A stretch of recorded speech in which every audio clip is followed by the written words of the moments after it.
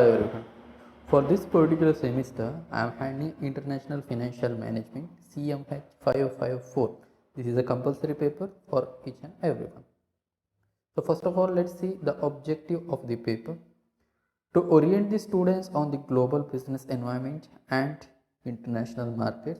So about the international markets and the global business environment, which you are already studied in second sem international business. Once again, we are going to see it in brief.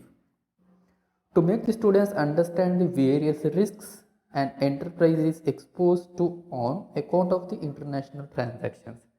In the fourth semester itself, you have another subject, risk and insurance management. Okay, so about risk, you are going to study there itself, and even we are going to see some of the risk hedging strategies and what are the status of the risk, what are the types of the risk, and how the enterprises are going to manage those risks. Okay, so this is regarding finance only. Then to avoid the knowledge and skills for hedging the foreign currency risk.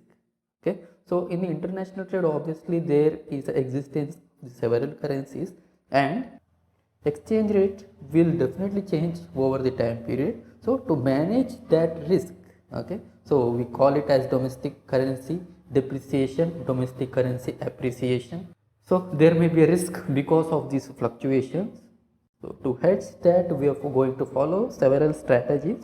There are totally 6 units. I am going to handle the last 4 units, and first 2 units will be handled by Muttama ma'am. Let's see the unit 1, global financial environment. So evolution of the international monetary system, this is the major topic under this particular unit, where we are having a bimetallism. This is the first step or a stage. Then classical gold standards, where the gold is used as a mode of transfer or mode of exchange. Then interwar period is a time period between the war. At that time, what is the situation of the global financial environment and the international trade. And very important is the Bretton Woods system. In each and every question paper, you can find this particular topic, Bretton Woods system. Then flexible exchange rate after 1973, the still we are following the same. Okay. Then the current exchange rate agreements, European monetary system, and fixed and flexible exchange rate regimes. So these all things we are going to study under the unit 1. Unit 2 is regarding balance of payment, which you are already studied in the international business second sem.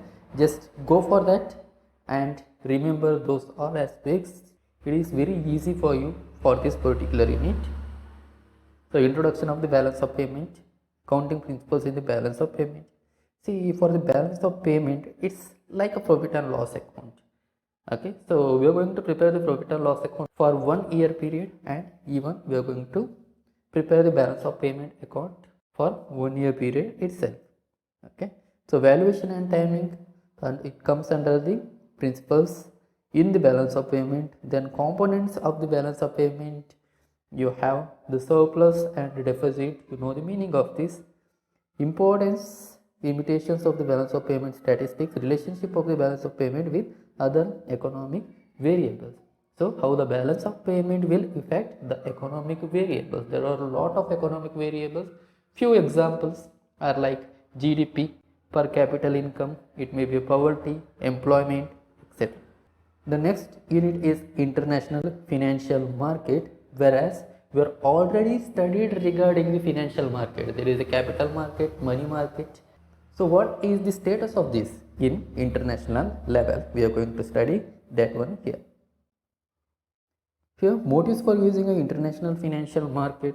Definitely finance students are studied about the fundamental analysis and technical analysis. Under fundamental analysis, we have studied about the economy or market analysis. Is it? So in which market or in which economy we have to invest. So which is the better option to invest. So that is what we have to decide there itself. So it's nothing but whether we are going to decide in the home market or in international market. So the fundamental analysis and the technical analysis is a component of the international financial market transactions itself. Then foreign exchange market, obviously you know about this foreign exchange market, where the many currencies are dealt. Interpreting the foreign exchange quotations, you are already studied in the second sem international business, direct quotations, indirect quotations and all. So it comes under this international money market. There are few instruments under the money market. So this all comes under this international credit market and international bond market. Then comparison of the international financial market. Here we are going to compare the money market, credit market and the bond market in international level. Okay, so till here we don't have any practical aspects. Okay, so under unit 2 obviously we have some of the formats and all, balance of payment format, but there is no much calculations, no much formulas, and even there is no mathematical logics and all. But in unit 4 there are few theories like purchasing power parity theory, interest rate parity theory, international Fisher's effect, fuel expectations theory and all. So for this we have to give some of the examples. Okay, purchasing power parity theory we have already studied under the second sem of the MCOM, but here once again we are going to study interest rate parity theory, international Fisher's effect and fuel expectations theory. We are going to study in detail and with example we have to explain it. Okay, so in 2 or 3 question papers of international financial management we got the questions regarding this particular unit. Okay, so remember, out of these all theories, definitely one particular theory will come for your examination. Okay, and obviously one particular problem. Then unit 5, this is regarding the foreign exchange risk and risk hedging strategies. Okay, so you know what is risk and all, right? So under risk there are 2 types, systematic risk and unsystematic risk. So systematic risk will come for the whole economy, whole system. There is no way to hedge that one or no way to avoid that one. Okay, and unsystematic risk which can be controllable. We can say systematic risk cannot be controlled completely, whereas unsystematic risk can be controlled. And so what are the types of controlling or avoiding or diversifying these risks? The transaction risk in international level, the translation risk in international level. Risk hedging strategies are very important. Under risk hedging strategies we have internal strategies and external strategies. Okay, under internal strategies nettings, leads and lags are there. Under external strategies we have forwards, futures, options, money market hedging and currency swaps. Okay, so in fact under external strategies itself we have forward contracts, future contracts, option contracts and swaps contracts. Okay, even money market hedging will also comes under this.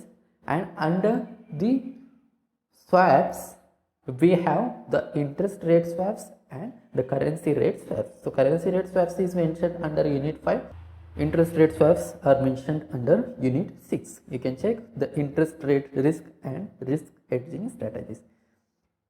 So interest rate swaps are there, forward rate agreements are there, then interest rate futures, interest rate options, caps, floors and collars and even the swaptions. Okay, so these all are the some of the advanced type of the external risk hedging strategies.